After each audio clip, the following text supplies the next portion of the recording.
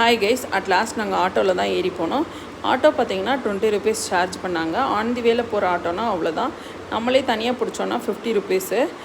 இது பஸ்ஸில் போனோன்னா 10 ருபீஸ் தான். அது போக கவர்மெண்ட்லேருந்து இங்கே ஒரு ஃபெசிலிட்டி பண்ணியிருக்காங்க. க்ரீன் கலர் பஸ் ஒன்று, லக்ஷ்மி பஸ்ஸுன்னு சொல்லிட்டு அதில் ஏறி போனோன்னா எவ்வளோ டிஸ்டன்ஸ்னாலும் அப் டு 40 கிலோமீட்டர் வரைக்குமே 5 ரூபா தான் அந்த பஸ்ஸில்.